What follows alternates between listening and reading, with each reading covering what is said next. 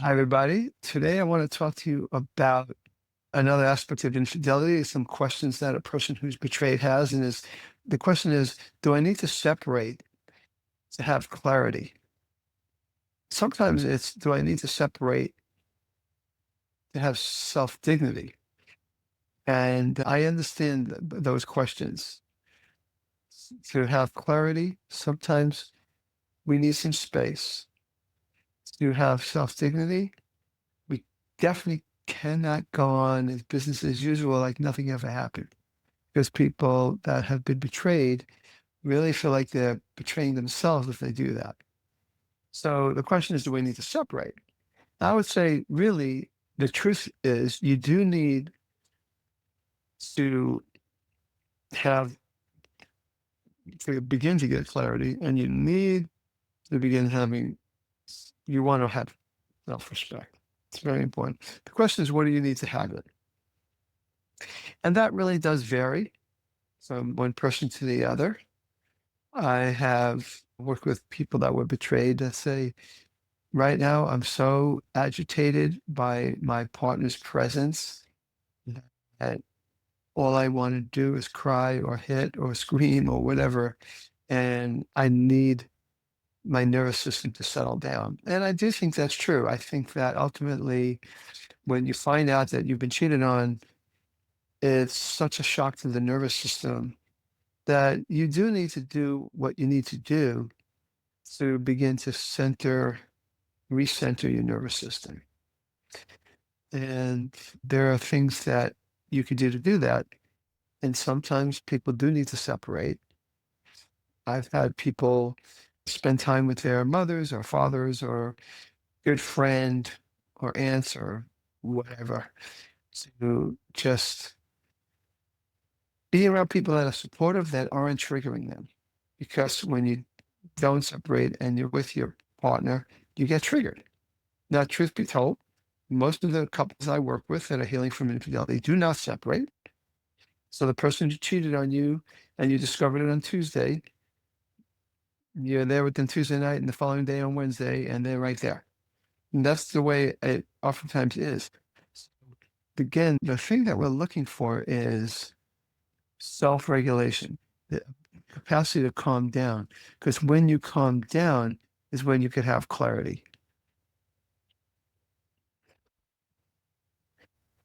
Self-respect, that is something I want you to have no matter what you do. And part of that is to be kind to yourself when you have ambivalence, you have mixed feelings. If there's a party that wants to leave, and then there's a party that wants to stay, it's a party that wants to be open to your partner, and there's a party that wants to protect yourself from your partner. There's all these different parts, just so that's all there. It's all okay. It's all normal. And don't allow yourself to lose any self-respect if you stay. Sometimes we have friends that are trying to be helpful and say, leave that person. It's easier said than done because you're complex. And people that have been betrayed have probably spent years building this relationship with them, co-creating a relationship, co-creating a family. And it's not that easy to just leave. But if you need to separate, if you feel that will be helpful, then what you do is you put rules in operation with your partner.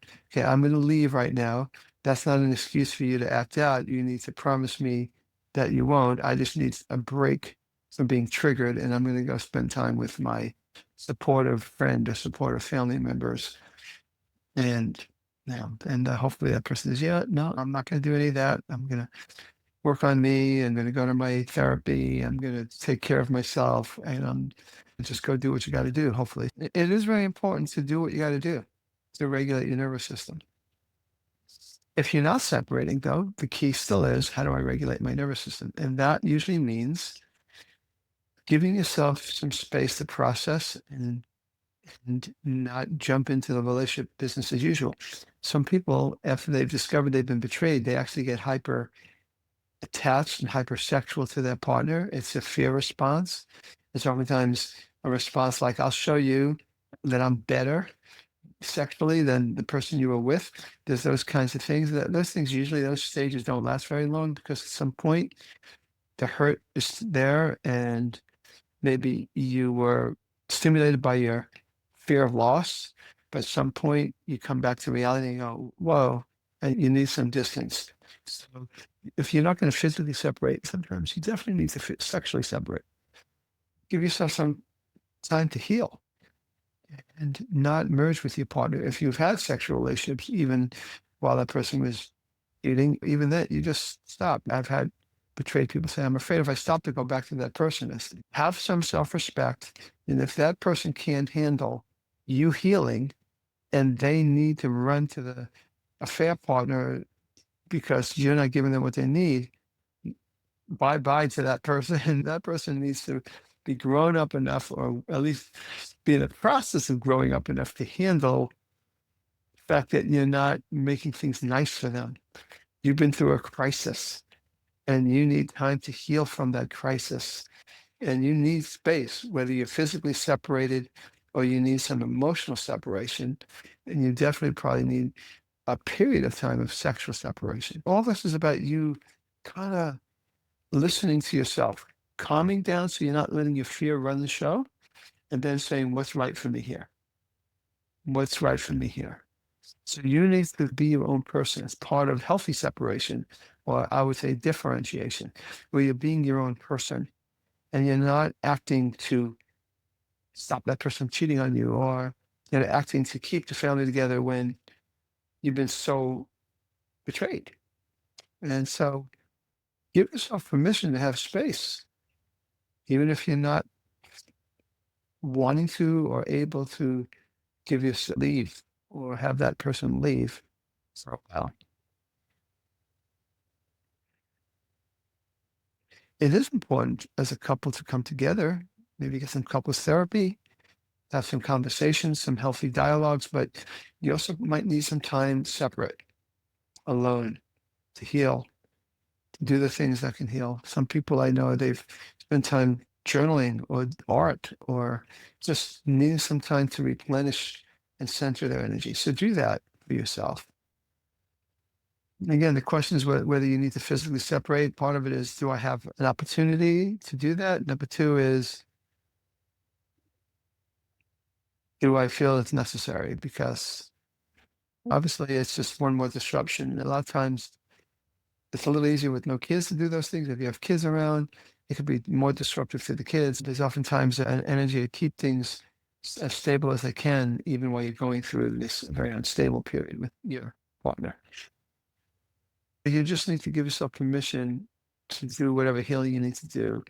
And if you feel the need to leave, and you can do that comfortably and have the means to do that comfortably, or at least you have the means to do it somehow, then yeah, you can do that with rules in place. Like I said, with your partner, this doesn't mean that there's ways to separate.